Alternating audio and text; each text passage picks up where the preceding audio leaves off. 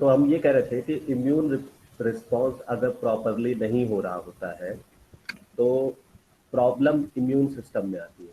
Immune system self antigen को या self cells को as a antigen, as a foreign antigen recognise करता है और उसके अगेंस्ट एंटीबॉडी प्रोडक्शन करता है या इम्यूनिटी प्रोड्यूस करता है, जिसको ऑटो इम्यूनिटी कहते हैं। या फिर उस पर्टिकुलर एंटीजन के लिए जो जिसके लिए वो एटॉपिक है, उसके अगेंस्ट वो एंटीबॉडी या फिर इम्यून या ओवर रिएक्टिविटी प्रोड्यूस करता है, जिसको हाइपर सेंसिटिविटी कहते हैं। या फिर वो इम्यून सिस्टम आपका परफॉर्म ना करे, एंटीजन रिकॉग्नाइज ना करे, या फिर जो है सेल्स फॉर्मेशन ना हो, तो ऐसी कंडीशन को कहते हैं इम्यूनोडेफिशिएंसी। तो these all are belongs to failure of immune system. तो हाइपर सेंसिटिविटी भी इसी का पार्ट है। हाइपर सेंसिटिविटी मतलब over reactivity against a particular antigen.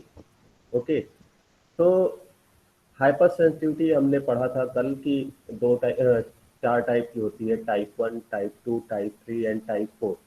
जिसमें टाइप 1, टाइप 2 एंड टाइप 3, ये तीन हाइपर सेंसिटिविटी जो है they are belongs to antigen antibody interaction. मतलब इसमें एंटीजन एंटीबॉडी को एंटीबॉडी एंटीजन को रिकॉग्नाइज करेगी, या फिर ये एंटीबॉडी मीडिएटेड रिएक्शन होगा। For example type 1 is IgE mediated reaction, type 2 is IgG and IgM mediated। तो आज हम पढ़ेंगे टाइप 3। टाइप 1 में हमने पढ़ा था कि वो इमीडिएट होती है, इन्फ्लामेटरी रिस्पॉन्स क्रिएट होता है विद इन 20 to 30 मिनट्स। उसके अलावा जो टाइप 2 होती है वो IgG और IgM मीडिएटेड होती है, मतलब वो रिकॉग्नाइज करती है सरफेस रिसेप्ट मॉलिक्यूल को, और फिर FC पोर्शन में कंफर्मेशनल चेंज होता है, कॉम्प्लीमेंट सिस्टम एक्टिवेट होता है, या फैगोसाइटोसिस होती है। तो ये सारी चीजें हमने टाइप 1 और टाइप 2 में पढ़ी थी। Now the type 3। तो टाइप 3 देखते हैं। तो टाइप 3 जिसको कहते हैं हाइपर सेंसिटिविटी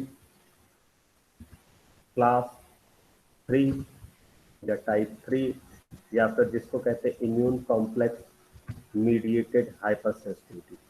तो immune complex mediated hypersensitivity, जैसे हमने टाइप 2 पढ़ा था, तो टाइप 2 में IgG और IgM मीडिएटेड हाइपर सेंसिटिविटी थी, यानी कि या तो IgG वो जाके एपिटोप से बाइंड करेगा, या फिर IgM जाके एपिटोप से बाइंड करेगा, और वो फिर सेल लाइसिस कराता है, यानी कि उसको साइटोटॉक्सिक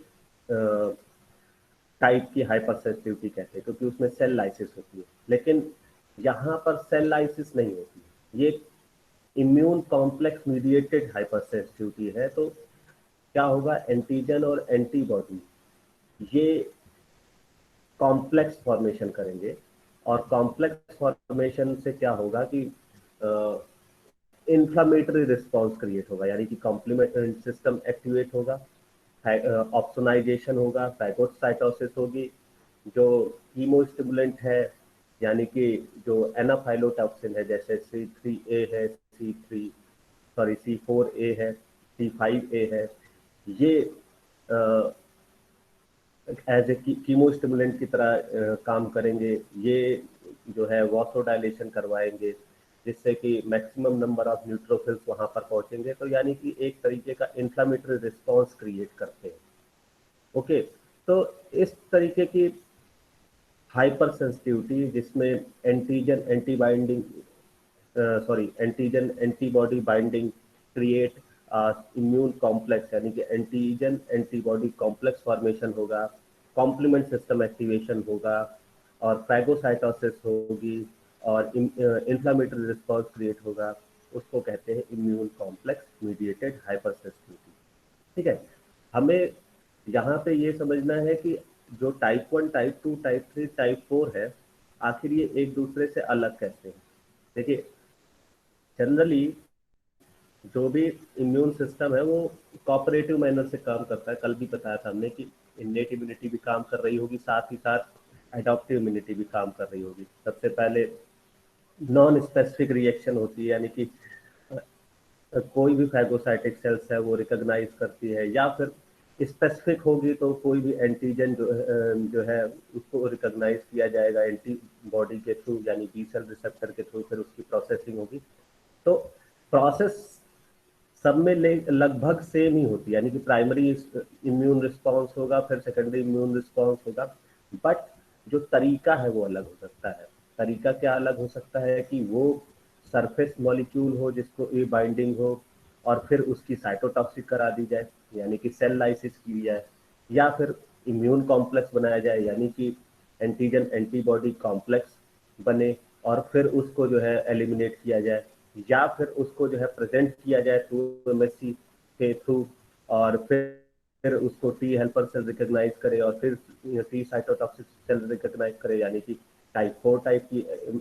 तो इस तरीके से डिफरेंट टाइप के हाइपर सेंसिटिविटी को अलग अलग पार्ट में डिफ्रेंशिएट किया गया है, कि जिससे कि उसको आसानी से हम याद कर सके, रिकॉग्नाइज कर सके। ओके, तो ये टाइप 3 मीन्स कि इम्यून कॉम्प्लेक्स फॉर्मेशन होगा। और जब कोई भी सॉल्युबल या लोकलाइज रिएक्शन होता है, ठीक है, तो उसको कहते हैं, जैसे हमने उसमें भी पढ़ा था कि हो सकता है जो हाइपर सेंसिटिविटी हो या फिर साइटोटॉक्सिसिटी हो टाइप 2 में, वो लोकलाइज हो सकता है या फिर सिस्टमिक हो सकता है, यानी कि पर्टिकुलर टिश्यू स्पेसिफिक हो सकता है, या फिर हो सकता है कि वो स्प्रेड हो पूरा थ्रू आउट द बॉडी में, या डिफरेंट डिफरेंट टिश्यूज में हो। तो इसी तरीके से immune complex mediated hyper sensitivity या टाइप 3 हाइपर सेंसिटिविटी, ये भी जो है लोकलाइज हो सकती है और सिस्टमिक हो सकती है।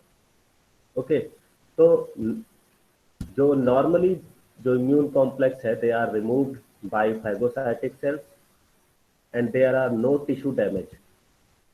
ठीक है, जनरली इसमें टिश्यू डैमेज नहीं होता है।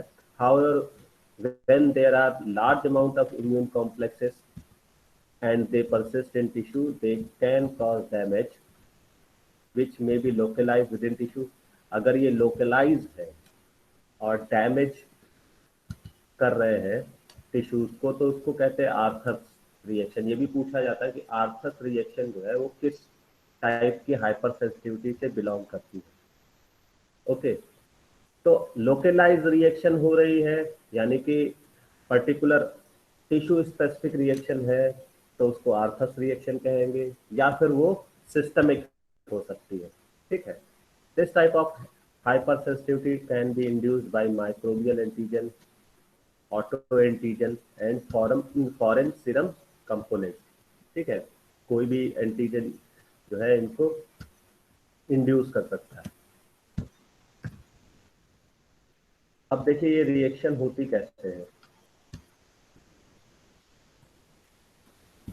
This is the epitope of antigen. ठीक है, सॉरी, ये क्रॉस लिंकिंग है। जो एंटीबॉडी है ये रिकॉग्नाइज की एंटीजन को, this is the antigens, anti binding site पे ये जो है बाइंड किए, जिससे क्रॉस लिंकिंग हुई। क्रॉस लिंकिंग से क्या हुआ कि जो एफसी रिसेप्टर है इसमें कन्फर्मेशनल चेंज हुआ। जब कन्फर्मेशनल चेंज हुए तो इसने एक्टिवेट किया कॉम्प्लीमेंट सिस्टम को। ठीक है, तो कॉम्प्लीमेंट सिस्टम एक्टिवेट हुआ तो फिर क्या हुआ, सी T3 ब्रेक डाउन हुआ होगा, C5 ब्रेक डाउन हुआ होगा, C4 ब्रेक डाउन हुआ होगा, C2 ब्रेक डाउन हुआ होगा। तो इसमें जो स्मॉलर मॉलिक्यूल थे, यानी स्मॉलर फ्रेगमेंट थे, यानी C3A, C5A, C4A, ये क्या है, एनाफाइलोटॉक्सिन, यानी कि ये रिलीज होते हैं तो क्या करते हैं, ये कीमो स्टिमुलेंट की तरह काम करते हैं। तो ये एक्टिवेट करेंगे मास सेल्स को। तो मास सेल्स क्या होगा, डीग्रेनुलेट होगा, या फिर हो सकता है कि ये आईजीई के थ्रू फिर इसका एफसी रिसेप्टर यहाँ पर हो, फिर ये क्रॉस लिंकिंग किए हो, तो ये मास क्या हुआ हो, डीग्रेनुलेट हुआ हो, या फिर क्या हुआ हो कि इन्होंने कीमोटैक्सिक करवाई हो, यानी कि जो ब्लड वेसल्स है उसमें उसकी परमिबिलिटी बढ़ा दी, वासोडाइलेशन बढ़ा दिया, ज़्यादा से ज़्यादा जो फैगोसाइटिक सेल्स है वो आना शुरू हो गए उस पर्टिकुलर एरिया में जहाँ पर एंटीजेंस थे। तो ये मैक्सिमम न्यूट्रोफिल्स वहाँ पर पहुँचेंगे, मैक्रोफेजेस वहाँ पे पहुँचेंगे और इस एंटीजन को रिमूव करेंगे, या जो कॉम्प्लेक्सेस है, क्योंकि जब ये कॉम्प्लेक्स बना तो इसका एफसी रिसेप्टर किसके पास है, इसका एफसी रिसेप्टर फैगोसाइटिक सेल्स के पास है।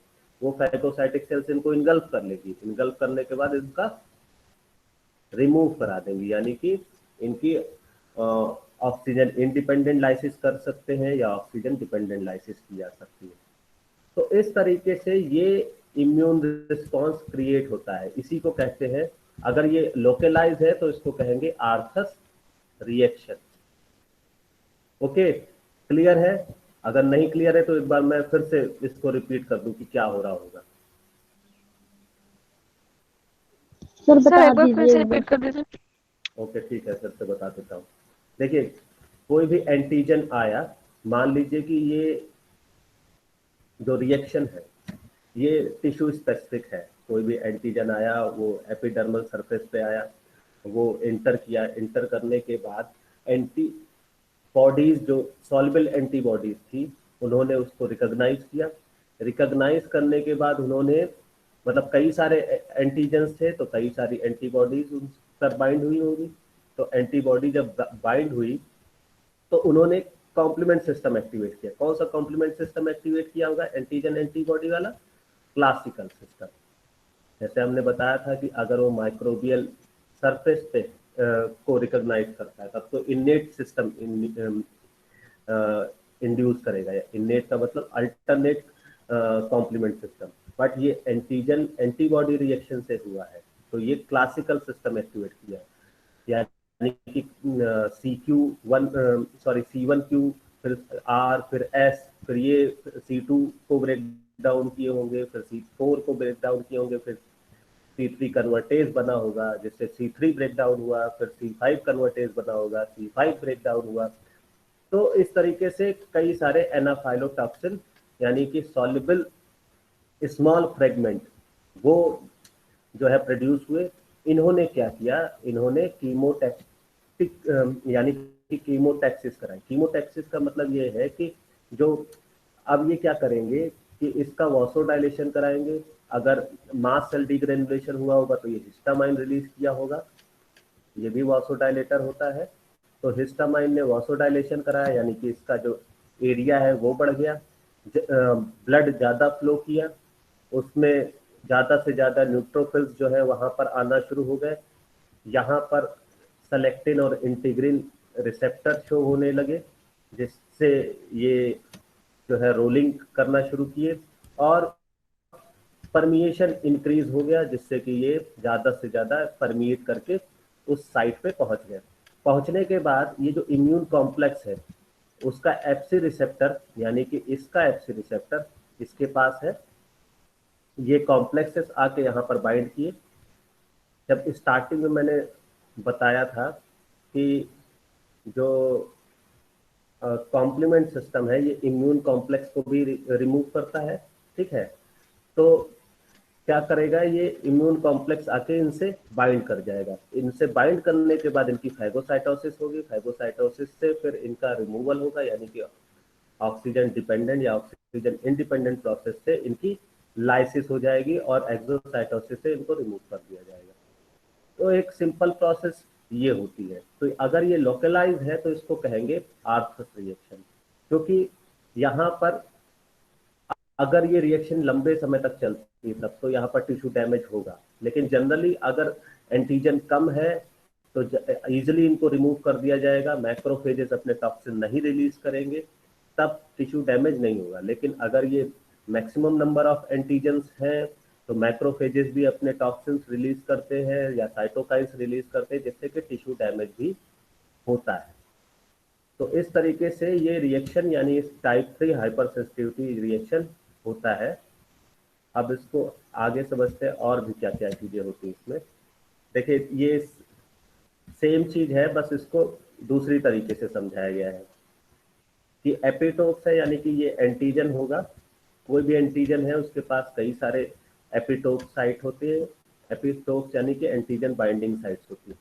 तो ये एंटीजन बाइंडिंग साइट पे आके एंटीबॉडी बाइंड हो गई, यानी कि आईजीजी और आईजीएम। हमने ये अ, जब एक चार्ट बनवाया था, या चार्ट आपको जो है डायग्राम में दिखाया था, तो उसमें दिखाया था कि जो टाइप 2 और टाइप 3 है, ये दोनों आईजीजी और आईजीएम मीडिएटेड होती है। तो आईजीजी और आईजीएम आके बाइंड हुए होंगे, उन्होंने C1q को जो है यहाँ पर इंड्यूस किया, वो आके यहाँ पे बाइंड किए, कन्फर्मेशनल चेंज हुए, जिससे कि क्लासिकल कॉम्प्लीमेंट कैस्केड वो एक्टिवेट हो गया। ये एक्टिवेट होने से क्या हुआ, C5a, C3a, C4a, ये जनरली पोटेंसी है।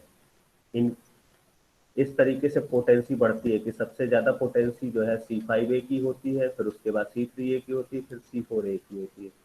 तो ये क्या करेंगे, ये कीमोटैक्सिक फैक्टर की तरह काम करेंगे, कीमोटैक्सिस करवाएंगे। किसकी करवाएंगे, जो न्यूट्रोफिल्स है मैक्सिमम, यानी कि फैगोसाइटिक सेल्स, ये आके इस साइट पे आना शुरू कर देंगे।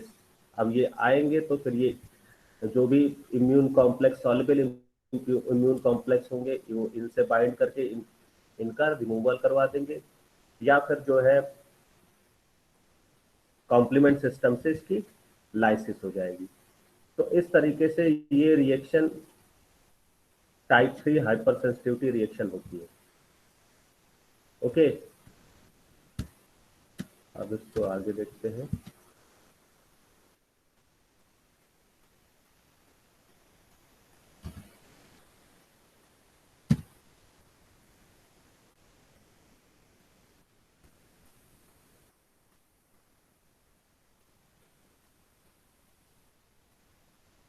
ठीक है, तो हम यही समझ रहे थे कि जो रिएक्शन है वो लोकलाइज हो सकती है या फिर सिस्टमिक हो सकती है।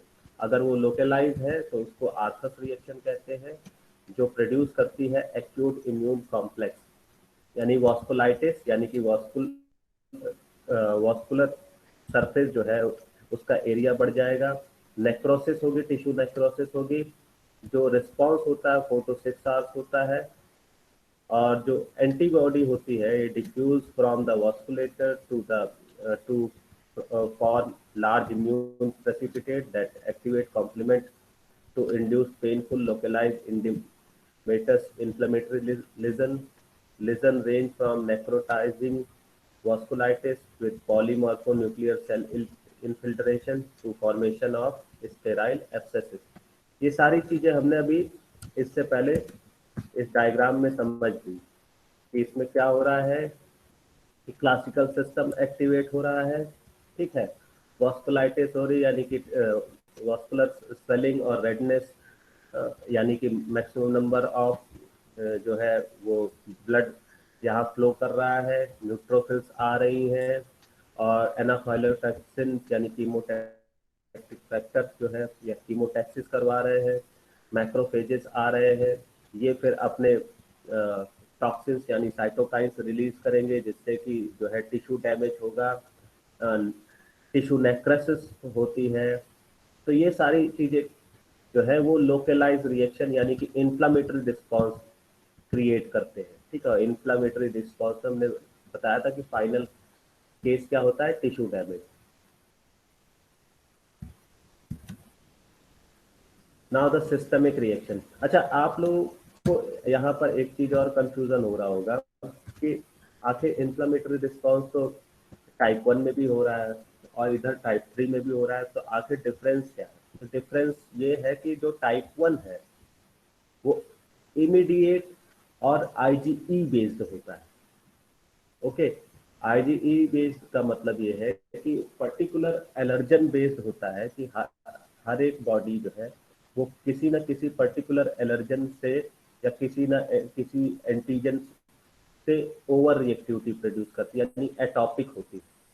यहाँ पर वो कंडीशन नहीं है कि एटॉपिक एंटीजन आ रहा है। यहाँ पर केस है कि नॉर्मल एंटीजन है जिसके अगेंस्ट जो है वो antibody reaction, sorry, against immune response create हो रहा है।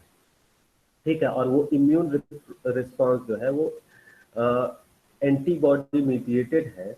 और एंटीबॉडी कौन रिस्पॉन्सिबल है यहाँ पर, आईजीजी और आईजीएम, ना कि आईजीई। ओके। तीसरी चीज ये है कि ये इम्यून कॉम्प्लेक्स फॉर्मेशन कर रहे हैं, यानी कि एंटीजन एंटीबॉडी कॉम्प्लेक्स फॉर्मेशन कर रहे हैं, ना कि आईजीई और एंटीजन कॉम्प्लेक्स फॉर्मेशन कर रहे हैं, जिससे कि वो मास्ट सेल पे बाइंड होकर डिग्रेनुलेट कर रहे हैं। ठीक है, तो दोनों अल्टीमेटली इन्फ्लेमेटरी रिस्पॉन्स क्रिएट करते हैं, बट द प्रोसीजर जो है वो डिफरेंट है। ठीक है।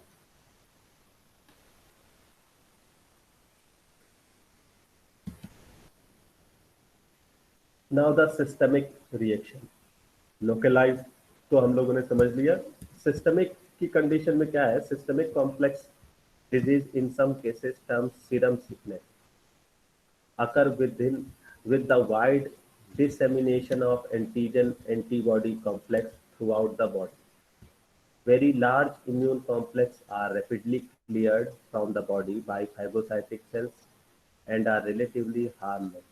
Smaller circulating immune complex have less chance to be seen by phagocytes and remain in the circulation longer. These complexes have greatest pathologic consequences. तो systemic का मतलब ये बॉडी में डिफरेंट डिफरेंट टिश्यूज में प्रेजेंट हो सकते हैं। ठीक है, ये हो सकता है कि स्मॉलर सर्कुलेटिंग इम्यून कॉम्प्लेक्स बनाए, या फिर हो सकता है कि लार्ज इम्यून कॉम्प्लेक्स बनाए। तो अगर ये लार्ज इम्यून कॉम्प्लेक्स बनाते हैं तो रैपिडली इनको क्लियर कर दिया जाता है बाय द फाइगोसाइटिक प्रोसेस। और अगर ये स्मॉल इम्यून कॉम्प्लेक्स बनाते तो हो सकता है कि ये काफी टाइम तक रहे बॉडी में। Okay.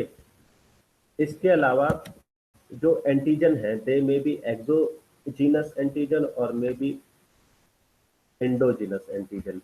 Exogenous in the sense कि बॉडी में एंटीजन को एडमिनिस्टर्ड किया जाए जिसके अगेंस्ट एंटीबॉडी रिस्पॉन्स क्रिएट हो, यानी कि एंटीजन बाहर से कोई आए और उसके अगेंस्ट जो है एंटीजन एंटीबॉडी कॉम्प्लेक्स फॉर्मेशन हो, तो उसको उस सिस्टम को एक्सोजिनस, या उस एंटीजन को एक्सोजिनस एंटीजन कहेंगे। अब सिस्टम वही है, काम वैसे ही करेगा कि जो फाइगोसाइटिक सेल्स है वो ज्यादा से ज्यादा वहां पहुंचेंगी, वॉस्कुलर इंजरी होगी, इन्फ्लेमेटरी रिस्पॉन्स होगा। ओके। अब ये जो एक्सोजिनस एंटीजन है, फॉर एग्जांपल जैसे कभी कभी बॉडी को इम्यूनाइज किया जाता है। इम्यूनाइज इन द सेंस कि मान लीजिए कि कोई वैक्सीन क्रिएट की जा रही है, या टॉक्सिन के अगेंस्ट एंटी टॉक्सिन बनाई जा रही है, तो क्या किया जाता है कि किसी एनिमल में अगर वो डिजीज हो जाती है, फॉर एग्जांपल जब फर्स्ट टाइम वैक्सीन बनी थी, जेनर ने बनाई थी, तो काउ पॉक्स के लिए बनाई थी। ठीक है, तो उन्होंने क्या किया था कि जो एक दूध वाले थे, उसकी लड़की में वो देखा था रिएक्शन कि उसमें काउ पॉक्स हुआ, तो उसमें स्मॉल पॉक्स नहीं हो रहा था, तो उसका सीरम लेके जो है, जो स्मॉल पॉक्स वाले थे उनमें डाला, तो उनमें फर्दर जो है काउ सॉरी इसके सिम्टम्स नहीं दिखे। तो मतलब उस तरीके से एक तरीका आता है कि इस तरीके से वैक्सीनेशन किया जाता है। तो वैक्सीनेशन की कंडीशन में क्या होता है कि फॉर एग्जांपल हॉर्स है, उसमें हमने जो है डिजीज करवाई। ठीक है, और करवाने के बाद क्या हुआ कि मतलब डिजीज का एंटीजन हमने उसमें इंजेक्ट करवाया, तो उसमें क्या होता है, उसके सीरम में एंटीबॉडी फॉर्मेशन शुरू हो जाता है। तो जब अब वो एंटीबॉडी जब बन गई, तो हमने उसका सीरम लिया, और सीरम लेने के बाद उसको जो है किसी और में एडमिनिस्टर किया, तो उसके अगेंस्ट उसमें एंटीबॉडी फॉर्मेशन होता है कुछ टाइम के लिए। तो इस तरीके की रिएक्शन जो है वो एक्सोजिनस एंटीजन की तरह रिएक्शन कर सकती है। फॉर एग्जांपल देखिए, इसमें एंटी टॉक्सिन्स जो है वो तैयार हो रही है किसी पर्टिकुलर टॉक्साइड के लिए, कि कोई एक टॉक्साइड जो है वो एडमिनिस्टर्ड किया गया। ठीक है, यानी कि एक्सोजिनस एंटीजन वो एडमिनिस्टर्ड किया गया, जिससे क्या हुआ, जो एंटी टॉक्सिन है वो आके इससे बाइंड की, ठीक है, बाइंडिंग से क्या हुआ, जो एफसी रिसेप्टर है उसके थ्रू वो एंटीटॉक्सिन इससे बाइंड की होंगी।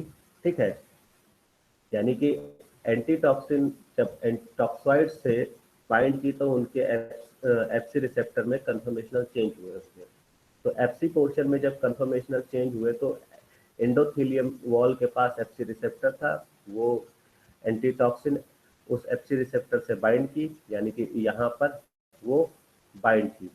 बाइंड करने के बाद अब जब जितनी भी additional antitoxin sorry toxin toxoid थे वो मैक्सिमम नंबर में जितने भी एंटीटॉक्सिन थे उनसे बाइंड कर गए, यानी कि इम्यून कॉम्प्लेक्स बन गया।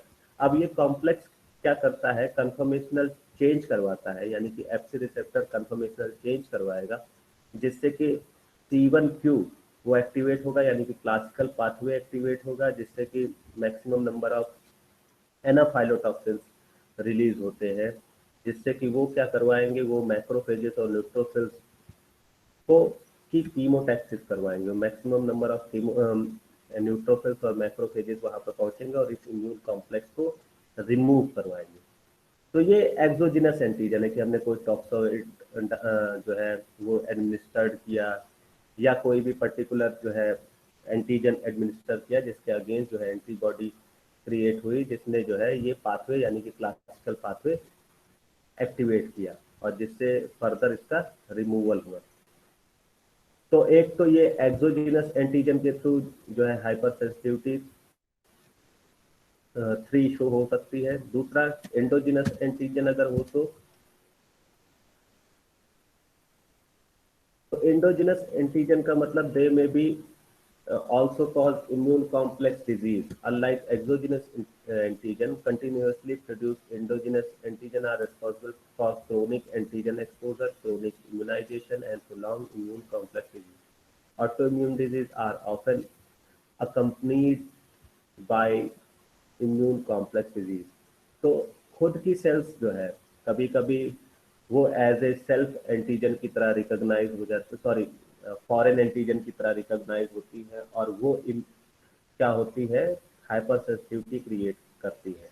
तो ऑटो इम्यून डिजीज भी कई सारी प्रोड्यूस होती है और वो जनरली सिस्टेमिक है अगर तो सिस्टेमिक ल्यूपस एरिथेमेटोसिस, ठीक है, जिसको SLE कहते हैं, is a complex multifaceted autoimmune disease. Individuals with SLE produce autoantibody to several different self antigen. तो कई सारे एंटीजन जो कि सेल्फ एंटीजन है उनको नॉन सेल्फ की तरह रिकॉग्नाइज करके इम्यून कॉम्प्लेक्स फॉर्मेशन होता है और फिर कॉम्प्लीमेंट सिस्टम एक्टिवेट होता है जिसके कारण वॉस्कुलाइटिस होती है। तो इस तरीके से एंडोजिनस एंटीजन का भी रिमूवल होता है, यानी कि सेल्फ एंटीजन जो होता है उसको फॉरेन एंटीजन की तरह रिकॉग्नाइज करके टाइप 3 हाइपरसेंसिटिविटी क्रिएट करके उसको रिमूव किया जाता है, यानी कि टिश्यू डैमेज होता है। तो ये कंडीशन भी हो सकती है। इसके अलावा जो हाइपर सेंसिटिविटी है उससे कौन कौन सी डिजीज हो सकती है, जैसे कि अगर लोकलाइज रिएक्शन है, ठीक है, यानी तो जो एंटीजन है जनरली बैक्टीरियल स्पोर है, फंगल स्पोर है, तो ये जो डिजीज कॉज करते हैं उसको कहते हैं फार्मर लंग। उसी तरीके से पिजन सीरम फीकल प्रोटीन है, यानी कि बर्ड प्रोटीन है, तो वो जो डिजीज कॉज करते हैं उसको कहते हैं बर्ड फैंसियर डिजीज। इसके अलावा अगर जो साइट ऑफ रिएक्शन है वो सिस्टेमिक है, लोकलाइज ना होके वो सिस्टेमिक है। एंटीजन कौन कौन से हो सकते हैं, माइक्रोब इंक्लूडिंग स्ट्रेप्टोकोकस। तो अगर स्ट्रेप्टोकोकस है तो डिजीज कॉज कर सकते हैं streptococcus, nephritis, hepatitis B, EPV, malaria. इसके अलावा auto antigen for example DNA, तो उससे जो डिजीज कॉज हो सकती है उसको कहते हैं सिस्टेमिक ल्यूपस एरिथेमेटोसिस।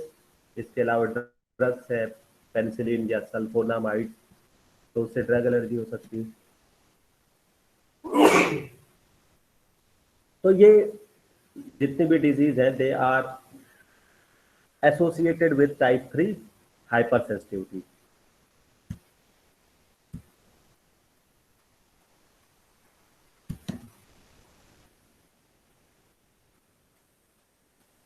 अब टाइप 4 हाइपर सेंसिटिविटी। तो टाइप 4 है, अभी हमने समझा था कि type 1, type 2 and type 3, three are mediated by antibody response, यानी कि ये तीनों जो है वो एंटीबॉडी रिस्पॉन्स या एंटीबॉडीज मीडिएटेड होती है। जैसे type 1 is IgE mediated, type 2 is IgG और IgM mediated, type 3 is IgG IgM mediated, but the type 4 is do not induced by antibody। ये एंटीबॉडी की जरूरत नहीं होती है यहाँ पर, क्योंकि ये टी सेल मीडिएटेड रिस्पॉन्स है। तो यहाँ पर टी सेल जो है वो इसको एक्टिवेट करती है, इसलिए इसको डिलेड टाइप ऑफ हाइपरसेंसिटिविटी कहते हैं, क्योंकि इसमें लगता है टाइम। क्यों टाइम लगता है? क्योंकि जो एंटीजन है वो सबसे पहले प्रोसेस, तो सबसे पहले एंटीजन की प्रोसेसिंग होती है, प्रोसेसिंग में कुछ टाइम लगता है, आफ्टर प्रोसेसिंग उसको MHC2 या MHC1 के थ्रू जो है वो शो किया जाएगा by the antigen presenting sales, और फिर उस एंटीजन प्रेजेंटिंग सेल्स के MHC को रिकॉग्नाइज करेंगे टी हेल्पर सेल्स और टी साइटोटॉक्सिक सेल्स, और फर्दर इसका जो है रिमूवल होगा।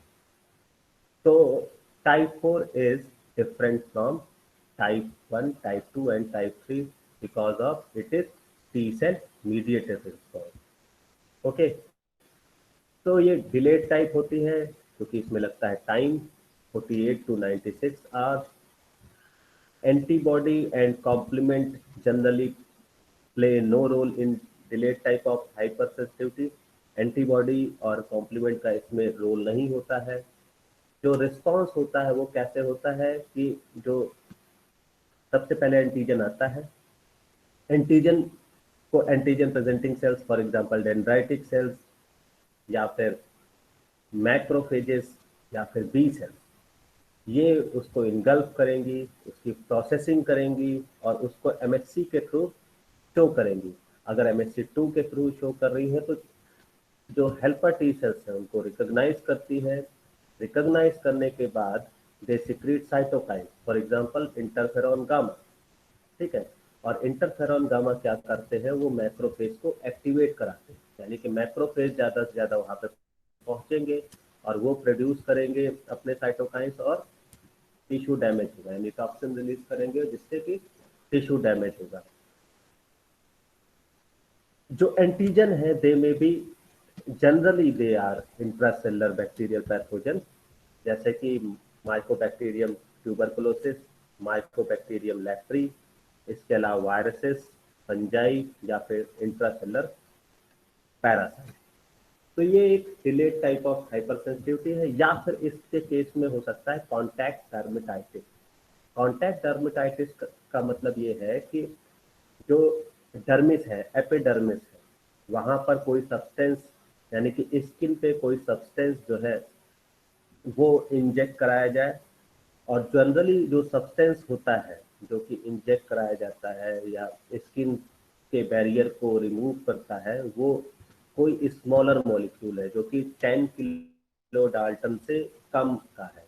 तो वो इम्यून रिस्पॉन्स तो नहीं क्रिएट कर सकता है, बट वो एक्टिविटी रखता है। तो ऐसे मॉलिक्यूल को कहते हैं हेप्टेन, ठीक है, क्योंकि इसके पास एपिटोप होता है तो ये बाइंड कर सकता है, बट ये इम्यून रिस्पॉन्स नहीं क्रिएट करता है।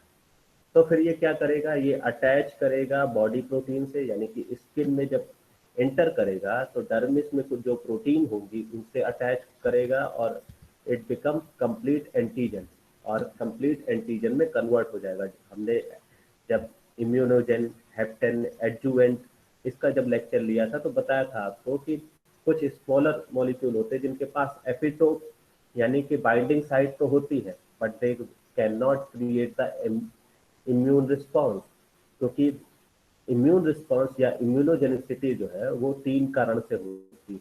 फॉरेननेस होना चाहिए, केमिस्ट्री होनी चाहिए, लार्जर होना चाहिए, ठीक है। तो ये स्मॉलर होते हैं, फॉर एग्जांपल पॉइजन ईवी या फिर निकिल, इवन क्रोमियम। तो ये जनरली क्या करते हैं कि ये बाइंड कर जाते हैं प्रोटीन से, और प्रोटीन से जब बाइंड कर जाते हैं तब ये इम्यून रिस्पॉन्स क्रिएट करते हैं। ओके, तो अभी इसको भी डिटेल में समझेंगे क्या है कॉन्टैक्ट डर्मेटाइटिस। तो हाइपर सेंसिटिविटी टाइप 4 जो है वो delayed type of hyper sensitivity है, और इसमें कॉन्टैक्ट डर्मेटाइटिस यानी कि पर्टिकुलर स्किन में अगर जो है कोई स्मॉलर मॉलिक्यूल एंटर करता है तो कॉन्टैक्ट डर्मेटाइटिस हो सकती है। कैसे हो सकती है अब इसको बताते हैं।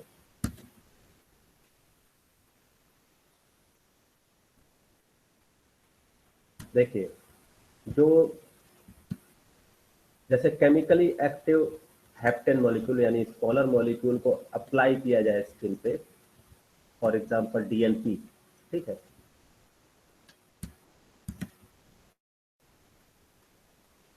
पहले ये समझते हैं इसकी लैंग्वेज को। देखिए, अच्छा सीधे वही चलते हैं, ठीक है। तो जब अप्लाई किया जाता है तो ये स्किन बैरियर को क्रॉस करके जो प्रोटीन है ब्लड वेसल्स में, उन प्रोटीन से बाइंड कर जाता है, ठीक है। ये बाइंड हो गया, और प्रोटीन से बाइंड करके बना लेता है heptane protein conjugate. Okay, heptane protein conjugate को अब रिकॉग्नाइज करते हैं डेंड्राइटिक सेल्स, या फिर जो है एंटीजन प्रेजेंटिंग सेल्स, कोई भी एंटीजन प्रेजेंटिंग सेल्स है वो रिकॉग्नाइज कर लेती है। ये एंटीजन प्रेजेंटिंग सेल्स क्या करती है, इनको इनकल्प करती है, इनकी फर्दर प्रोसेसिंग करती है।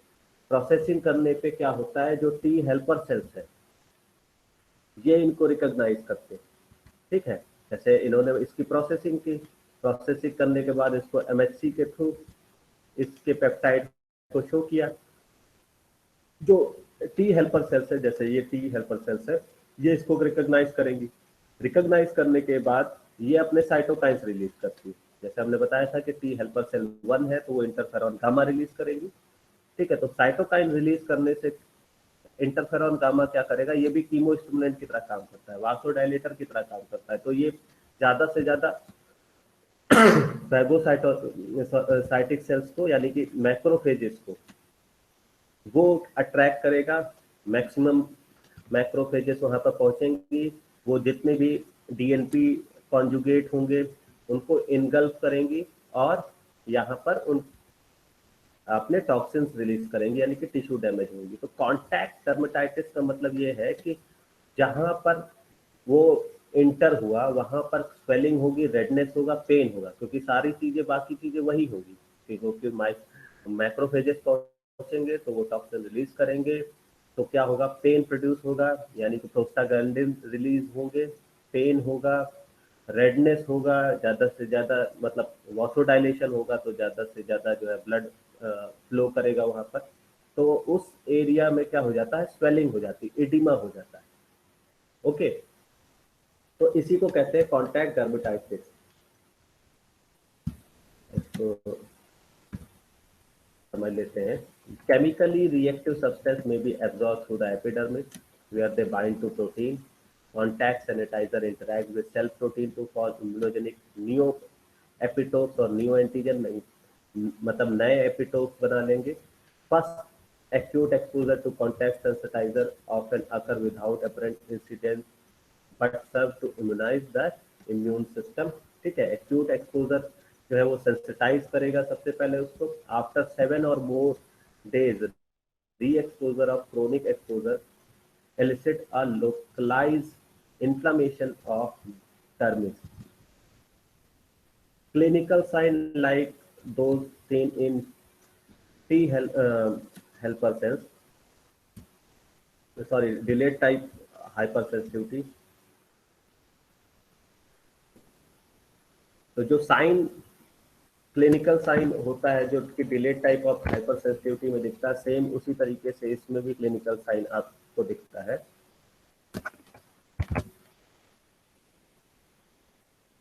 इसके आगे चलते हैं। ओके, अच्छा एक टेस्ट होता है जिसको मेंटॉक्स टेस्ट कहते हैं, जिसको या फिर ट्यूबरकुलिन टेस्ट कहते हैं। जब ट्यूबरकुलोसिस किसी पेशेंट को होती है या हमें चेक करना है कि उसको ट्यूबरकुलोसिस है या ट्यूबरकुलोसिस पॉजिटिव है या टीबी पॉजिटिव है या नेगेटिव है। उसके लिए मेंटॉक्स टेस्ट होता है। तो होता क्या है कि small amount of purified protein जो कि माइक्रोबैक्टीरियम ट्यूबरकुलोसिस से डेराइव्ड होती है, उसको इंजेक्ट किया जाता है और इंजेक्ट करने के बाद आफ्टर 72 आवर उसको उस एरिया को देखा जाता है। तो अगर कोई भी पेशेंट जो कि टीबी पॉजिटिव होगा तो उसमें वहाँ पर स्वेलिंग, रेडनेस और ये मतलब इन्फ्लामेटरी सिम्टम्स शो होते हैं, और अगर वो नेगेटिव है तो कोई भी सिम्टम्स शो नहीं होते। ऐसा क्यों होता है? क्योंकि बॉडी पहले से सेंसिटाइज है उस पर्टिकुलर एंटीजन के लिए, यानी कि ट्यूबरकुलोसिस वाला जो एंटीजन है वो पहले से बॉडी में है। तो अगर वापस से वही पेप्टाइड जो है आता है तो उसको रिकॉग्नाइज करके तुरंत से जो है उसको एलिमिनेट किया जाता है, यानी कि हाइपर सेंसिटिविटी रिएक्शन शुरू हो जाती है। तो होता क्या है इसमें, तो देख लेते हैं कि जो ट्यूबरकुलिन है यानी कि जो पेप्टाइड है उसको अप्लाई किया गया स्किन पे, ठीक है, और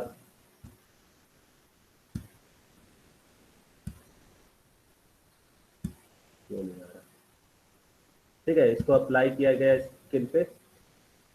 इसको अप्लाई करने पे ये स्किन बैरियर को क्रॉस करके ब्लड वेसल्स में आई।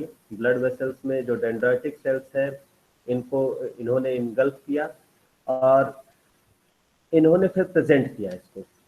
कैसे प्रेजेंट किया? Through MSC2। तो MSC2 को रिकॉग्नाइज किया टी हेल्पर सेल ने। टी हेल्पर सेल ने साइटोकाइन रिलीज किया, यानी कि इंटरफेरॉन गामा। अब ये जो साइटोकाइन्स रिलीज हुए जिससे कि ज्यादा से ज्यादा मैक्रोफेजेस वहां पर पहुंचे, और मैक्रोफेजेस जब पहुंचे तो इन्होंने फर्दर प्रोसेसिंग की, और जब ज्यादा से ज्यादा मैक्रोफेजेस या फैगोसाइटिक सेल्स यहाँ पे पहुंचेंगे तो वहां पर क्या होगा? स्वेलिंग होगी, रेडनेस होगा और पेन होगा। वही इन्फ्लामेटरी रिस्पॉन्स जो कि क्रिएट होता है वो दिखेगा आफ्टर 48 टू 72 आवर्स में। यानी कि जब ये टेस्ट किया जाता है तो उस एरिया को इस तरीके से वहां पर मार्क कर दिया जाता है और वहां पर बता दिया जाता है कि आप साबुन और कोई चीज अप्लाई नहीं करेंगे, एंड नेक्स्ट डे आप जब आएंगे तो उसको देखा जाता है। तो आफ्टर 48 आवर्स क्या होता है? वहां पर स्वेलिंग हो जाती है इन केस अगर वो टीबी पॉजिटिव है। तो क्यों हो रहा है ऐसा? क्योंकि ऑलरेडी जो है वो सेंसिटाइज है, उसकी प्रोसेसिंग हुई और प्रोसेसिंग से इन्फ्लेमेटरी रिस्पॉन्स हुआ, और इन्फ्लेमेटरी रिस्पॉन्स से क्या हुआ? स्वेलिंग हुई, एडिमा हुआ, रेडनेस हुआ, पेन हुआ। ओके, तो ये है ट्यूबरकुलिन टेस्ट। क्लियर है? कोई प्रॉब्लम?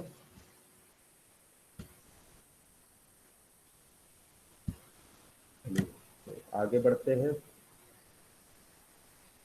The production of ग्रेनुलोमास। ग्रेनुलोमास क्या है इसको समझ लेते हैं। जो CD4 टी सेल्स हैं, they control generally intracellular microbial infection such as mycobacteria and fungi. अभी हमने पढ़ाई था कि जो टाइप 3 हाइपरसेंसिटिविटी है जनरली वो इंट्रासेलुलर पैथोजन के अगेंस्ट रिस्पॉन्स करती है। इंट्रासेलुलर का मतलब ये है कि वो सबसे पहले उनकी प्रोसेसिंग होती है, ठीक है। तो जो माइक्रोफेज एक्टिवेशन होता है by T helper cells are not always effective. वो हमेशा इफेक्टिव नहीं होता है। तो फिर क्या होता है? Antigen therefore persist and lead to chronic stimulation of CD4 T cells and continuous production of cytokines. These mediate fusion of macrophage containing the microbes and fibroblast proliferation, finally resulting in walling of the offending microbe in granuloma. Actually होता क्या है कि जो CD4 sales है वो लगातार cytokine production करते रहते हैं, क्योंकि हाइपर सेंसिटिविटी रिएक्शन है तो ओवर रिएक्टिविटी होगी ही होगी। तो जब वो टी हेल्पर सेल्स MSC2 से बाइंड करेंगे तो वो साइटोकाइन प्रोडक्शन करते रहते हैं, जिससे क्या होता है? ज़्यादा से ज़्यादा मैक्रोफेजेस जो है वो ब्लड वेसल्स में इकट्ठा होना शुरू हो जाते हैं, तो उसी को कहते हैं ग्रेनुलोमा। तो मैक्सिमम नंबर ऑफ मैक्रोफेजेस वो इकट्ठा हो जाएंगे, तो इस कंडीशन को कहते हैं granuloma. This chronic inflammatory state is seen in both TB and in tuberculoid type of leprosy caused by Mycobacterium leprae. Granulomatous reaction also occur in Schistosomia। ठीक है, तो ये जनरली जो इंट्रासेलुलर बैक्टीरिया है, जैसे कि माइकोबैक्टीरियम ट्यूबरकुलोसिस, माइकोबैक्टीरियम लेप्री, उनके कारण होते हैं कि उनकी प्रोसेसिंग के बाद टी हेल्पर सेल्स जो है MSC2 से बाइंड करते हैं और maximum number of cytokine production करते हैं, जिससे कि मैक्सिमम नंबर ऑफ मैक्रोफेजेस जो है वो इकट्ठा एक्युमुलेट होना शुरू हो जाते हैं और रिएक्शन करते हैं। तो ऐसे रिएक्शन को कहते हैं ग्रेनुलोमेटस रिएक्शन। ओके, तो ये भी पूछा जा सकता है कि जो ग्रेनुलोमस रिएक्शन या ग्रेनुलोमेटस रिएक्शन है वो किस टाइप ऑफ हाइपर सेंसिटिविटी में शो होती है। नाउ लास्ट इज डिलेड, मतलब अभी हमने कॉन्टैक्ट डर्मेटाइटिस पढ़ा था कि उसमें कॉन्टैक्ट यानी कि स्किन यानी लोकलाइज पोर्शन में अगर जो है रिएक्शन हो तो कैसे होता है। अब delayed type of hyper sensitivity यानी कि अगर वो सिस्टेमिक हो, डिफरेंट एरिया में हो, तो फिर कैसे होगा ये रिएक्शन। तो रिएक्शन तो सेम वैसे ही होता है कि सबसे पहले उसकी प्रोसेसिंग होगी, यानी कि एंटीजन प्रेजेंटिंग सेल्स रिकॉग्नाइज करेंगी, रिकॉग्नाइज करने के बाद उसकी प्रोसेसिंग करेंगे, प्रोसेसिंग करने के बाद उसको टी हेल्पर सेल्स रिकॉग्नाइज करके फिर ज़्यादा से ज़्यादा मैक्रोफेज का टैक्सिस करवाते हैं। ठीक है, मैक्रोफेज जो है ज़्यादा से ज़्यादा प्रोलिफरेट होते हैं और अपने साइटोकाइंस रिलीज करते हैं। So delayed type of hypersensitivity response occur in sensitized individual upon non-topical re-encounter with antigen. In general, type 4 delayed type hypersensitivity response are stimulated by intracellular parasites. Same चीजें हैं.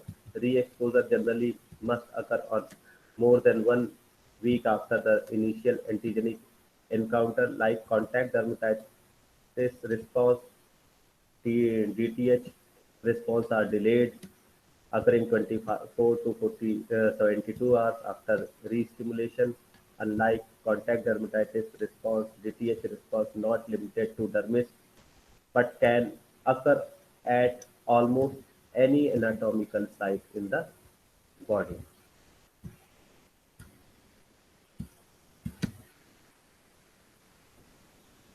तो अभी तक हमने अभी जितनी भी चीजें पढ़ी उसमें बात की थी टी हेल्पर सेल्स की। अब अगर वो टी साइटोटॉक्सिक मीडिएटेड साइटोटॉक्सिसिटी हो, यानी कि डिलेड टाइप ऑफ रिस्पॉन्स जो है वो साइटोटॉक्सिक टी सेल्स के द्वारा हो, तो फिर क्या होगा। तो फिर ये होगा कि जो CD8 टी लिम्फोसाइट्स हैं ये रिकॉग्नाइज करेंगी MHC2 को, क्योंकि जो एंटीजन होगा वो एंटीजन प्रेजेंटिंग सेल्स क्या करेगी उसको, फॉर एग्जांपल जैसे जो केमिकल एजेंट है, फॉर एग्जांपल हेप्टेन है, that pass through the cell membrane and bind to the cytoplasmic protein to produce new antigen. ठीक है, यानी कि वो हेप्टेन प्रोटीन कॉम्प्लेक्स बना लेता है। This peptide then derive from haptenised cytoplasmic protein. अब ये जो पेप्टाइड, अब पेप्टाइड मिलेगा, यानी कि इस जो नियो एंटीजन है इसकी प्रोसेसिंग होगी। प्रोसेसिंग कैसे होगी, जो यूबी प्रोटीन है, प्रोटियोसोम है, वो इसको ब्रेक डाउन करेंगे छोटे छोटे पार्ट में, यानी कि पेप्टाइड्स में। फिर टैप पाथवे के तो हमने बताया था कि टैप पाथवे क्या होता है। ठीक है, ट्रांसपोर्टर होता है और वो ये ट्रांसपोर्ट करेगा इसको इसमें एंडोप्लाज्मिक रेटिकुलम में, और वहां पर वो जो पेप्टाइड है फिर MHC क्लास 1 से बाउंड हो जाएगा और MHC क्लास 1 इसको फिर शो करेगी इस शो करने के बाद जो CD8 है इसको रिकॉग्नाइज करेगा, यानी टी साइटोटॉक्सिक सेल्स रिकॉग्नाइज करेगी, और सी साइटोटॉक्सिक सेल जब रिकॉग्नाइज करेगी तो फिर ये परफोरिन मीडिएटेड एपोप्टोसिस या फिर जो है फास्ट मीडिएटेड एपोप्टोसिस यानी कि इसकी सेल लाइसिस करेगी। ठीक है, तो टी सेल मीडिएटेड साइटोटॉक्सिसिटी यानी कि जो साइटोटॉक्सिक टी सेल्स हैं इसकी तरह इसके थ्रू भी delayed type of hyper sensitivity response होता है। जनरली टी हेल्पर सेल्स के थ्रू हाइपोटॉक्सिक हाइपर सेंसिटिविटी होती है, क्योंकि इसमें मैक्रोफेज और इंफ्लेमेटरी रिस्पॉन्स जो है वो दोनों को एग्जिस्ट करते हैं।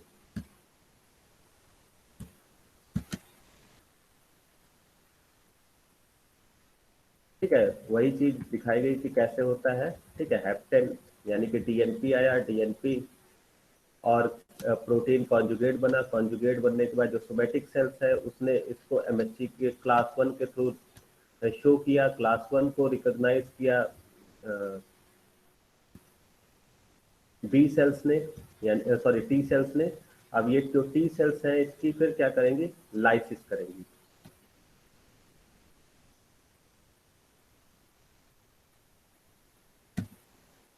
ओके,